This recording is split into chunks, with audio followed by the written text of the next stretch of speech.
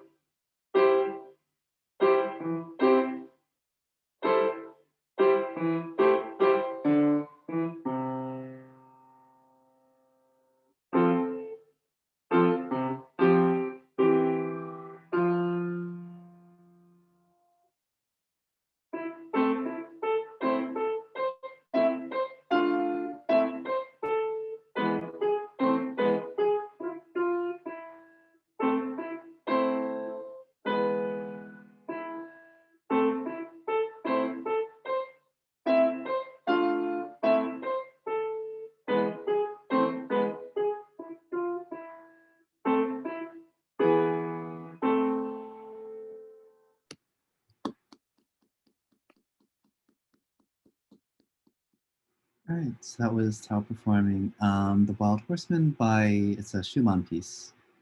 All right, so I'm gonna restart the poll again, and I should also mention that this was still in draft mode. So I'm still gonna use the stage 2 poll since we don't have like a stage 2 draft, but this was a draft piece that I was still working on pretty much. Oh wait, launching the poll. Okay, so you guys can start filling out the poll, everyone except for Tao, of course. And then if you have any verbal feedback, you can raise your hand. Pretty much.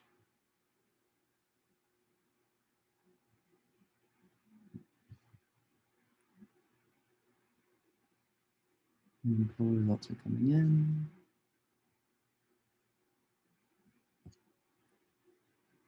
Okay. Does anyone have any? Oh yeah. Yeah, Laura, if you want to go ahead. Um, so like again, I think you could use your standards matrix and of course memorize it.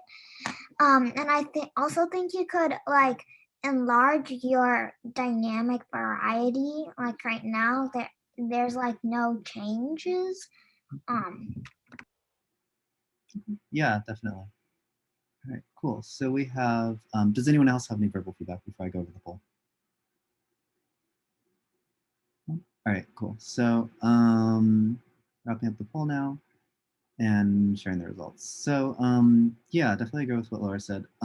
So what you got in terms of rhythm, you got 1 vote for 3 and 2 votes for 4. And yeah, there was a lot of stopping and starting, but the rhythm overall when you were playing was pretty smooth. You kind of did keep a pretty good 6/8 pulse and kind of lined up everything.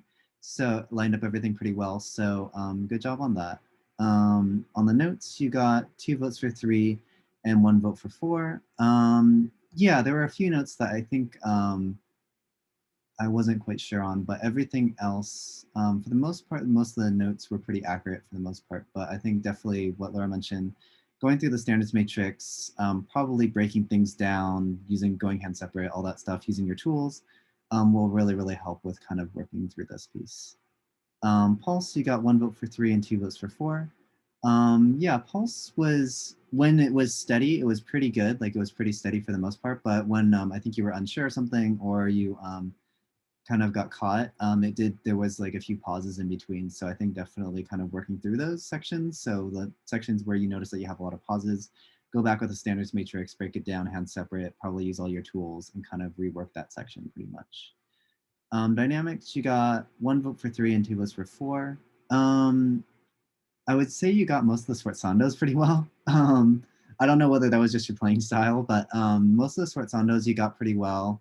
I don't know if that was intentional or not, but that was so good job on that. But in terms of the overall dynamics, I would say kind of, I agree with what Laura said, increasing your dynamic variety and range. So the piece kind of is on the top heavy side. The two dynamics that are in there is mezzo forte and forte. But I think developing some variation between the forte and the mezzo forte, and then making sure that those forzandos really come out more clearly, and there's differentiation between when you're playing a sforzando, when you're playing a mezzo forte, and when you're playing forte. So then you have that variety within your piece as well in the dynamics. And then the last part, articulation, you got 2 votes for 3 and 1 vote for 4. Articulation was pretty good for the most part. I think it was very staccato even when there wasn't staccato. So I think going back and just making sure that there's a lot of it is staccato, but there's a few notes that aren't. And I think bringing out that differentiation again, that variety when there's a staccato note versus when there's not a staccato note. So then we can kind of hear that pretty much throughout the piece. All right.